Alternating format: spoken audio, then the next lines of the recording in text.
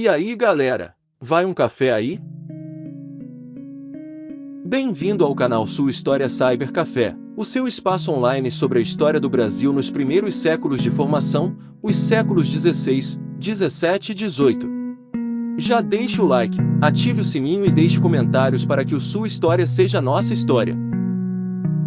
Toda semana, ofereceremos uma xícara de café para você, em um vídeo novo neste canal, o qual trará peculiaridades da nossa história, além de uma live na qual buscaremos a promoção de um entendimento sobre a trajetória da cultura brasileira ao longo do tempo. Portanto, capriche no like, deixe um comentário, ative a notificação. Desde já, nosso mais sincero agradecimento.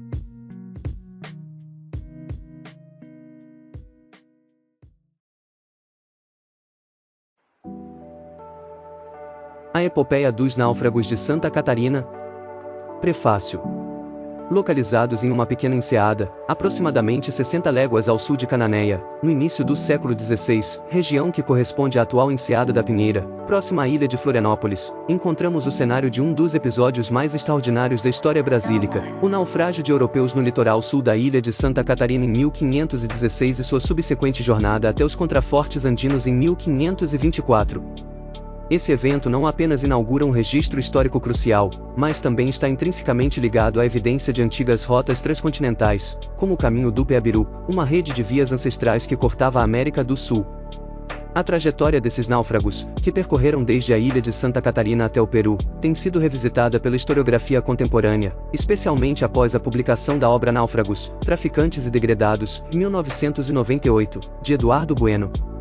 No entanto, apesar dos avanços nos estudos, persistem interpretações distorcidas e mitificações que obscurecem a complexidade dos fatos.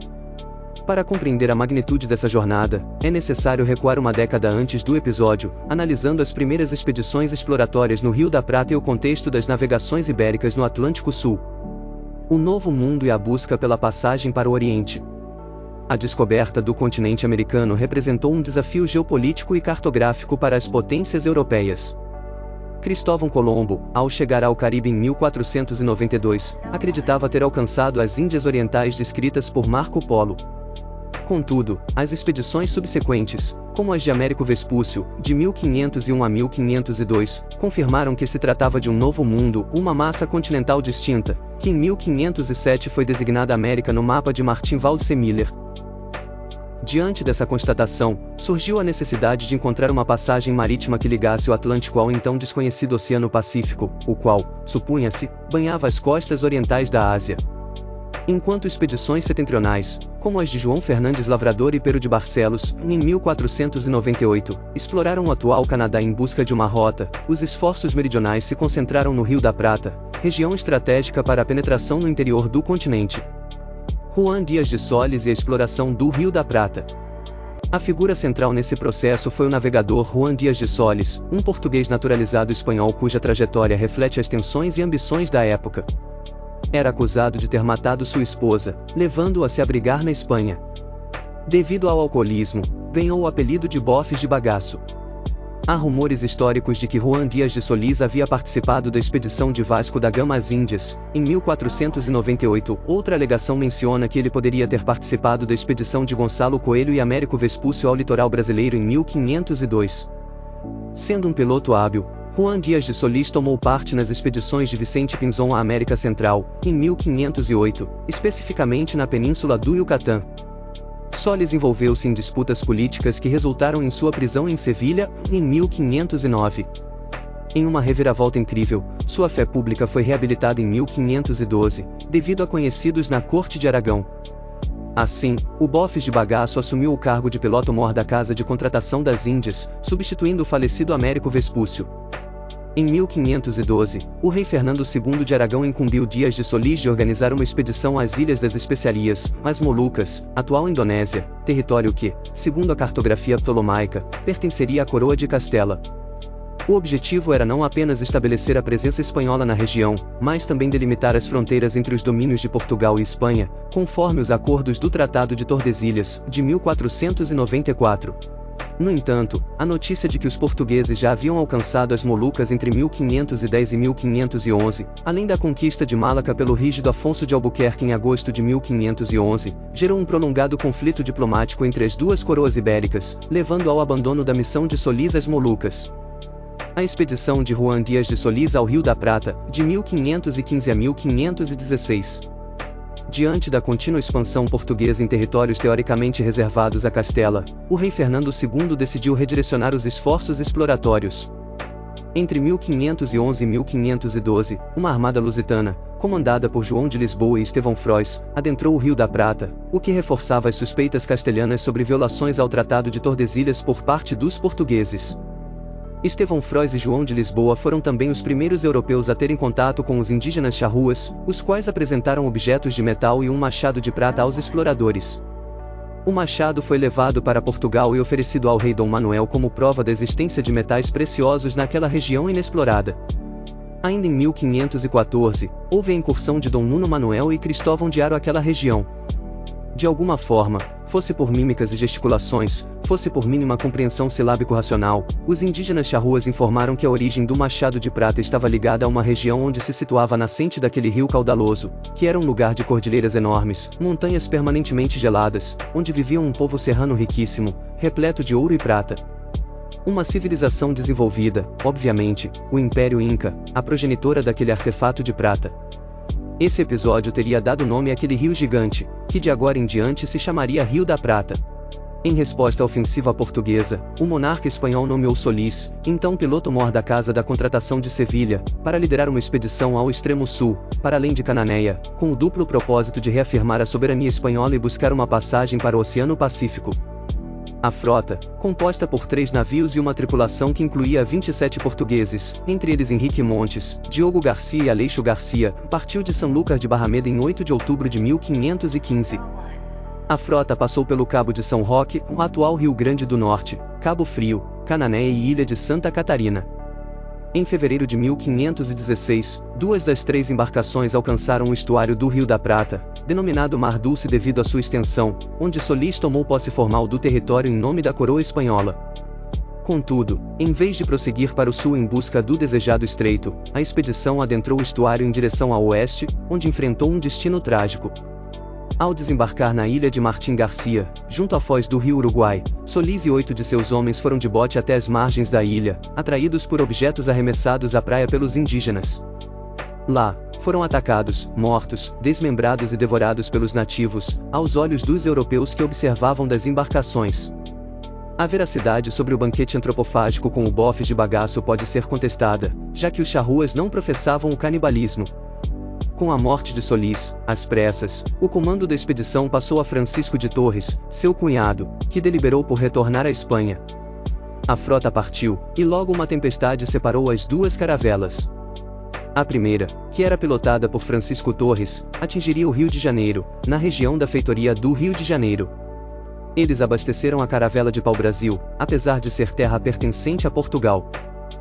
Nesse momento, Francisco de Torres resgatou 2 homens que foram deixados ali como degredados pela nau Bretua: João Lopes de Carvalho, o Carvalhinho, e o marinheiro Pedro Anes.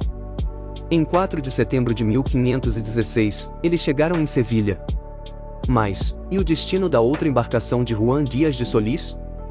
A outra caravela, ao se aproximar da ilha de Santa Catarina, ao sul da atual Florianópolis, cometeu um erro, que foi o de entrar no estreito pela boca sul da ilha de Santa Catarina, onde hoje é a Praia de Naufragados, ao lado fica a Praia da Pinheira e a Enseada de Brito. E a caravela naufragou. Aquele realmente é um estreito muito difícil de adentrar, não se deve jamais entrar por ali. A entrada na ilha de Santa Catarina é ao norte, em Canavieiras. O fato é que por isso a região passou a ser chamada de Naufragados. Cerca de 18 marujos sobreviveram ao naufrágio, 14 espanhóis e 4 portugueses. Porém, pouco tempo depois, 11 deles foram capturados pela expedição policial portuguesa do basco Cristóvão Jaques, ainda no ano de 1516. O restante dos náufragos, em número de 7 indivíduos, escapou da patrulha de Cristóvão Jaques e ficaram ali morando em um lugar que veio a se chamar Porto dos Patos. Ninguém sabe exatamente era um Porto dos Patos. Sabe-se que Patos era o nome dos índios que viviam ali, chamados carijós. Os cronistas daquele primeiro século brasílico mencionam os carijós como indígenas afeitos à agricultura, ao mínimo esforço para manter a vida em harmonia com o ambiente. O povo carijó foi chamado, por cronistas quinhentistas, como o melhor gentio da terra. Esse povo, ímpar em seu caráter ontológico tupínico-guarani, uma junção entre o tupi e o guarani, praticava guerras ritualísticas, de caráter ritual, bem como a guerra defensiva. Isso dava aos carijós a seguridade e integridade de seus limites enquanto senhores do litoral meridional brasílico, de Cananéia até as bordas da Lagoa dos Patos, no Rio Grande do Sul. Ao contrário dos tupis que povoavam o litoral brasílico, dos baixios lamacentos do Maranhão até o Trópico de Capricórnio, os carijós não professavam o canibalismo de maneira alguma, fosse de forma ritualística, fosse por mantimento. Isso tudo lhes conferia um aspecto mais pacífico em relação aos demais ocupantes litorâneos. Sua fama já teria sido constatada pelo navegador francês Binot Palmier de Gonneville, que em 1504 teria chegado à atual região da Península do Saí, em Itapuá, Santa Catarina, conforme estudos recentes de Gleison Vieira. Ali, o normando Gonneville encontrou os carijós liderados pelo Moro Bixaba Araçá, dando-lhe um repouso e estadia de 6 meses, de forma muitíssimo amistosa. Os carijós da atual região de Florianópolis ainda teriam feito contato, anos à frente, com os membros das expedições de Sebastião Caboto, em 1526, a expedição do adelantado espanhol Cabeça de Vaca, em 1541, e o resto da missão do explorador Juan de Sanabria, de 1550, ao qual fazia parte o arcabuzeiro alemão Reinstaden. Em todas elas, o caráter solícito dos carijós é sublinhado. Existem descrições quinhentistas do socorro que os carijós prestavam aos navios que estavam em apuros junto à costa catarinense.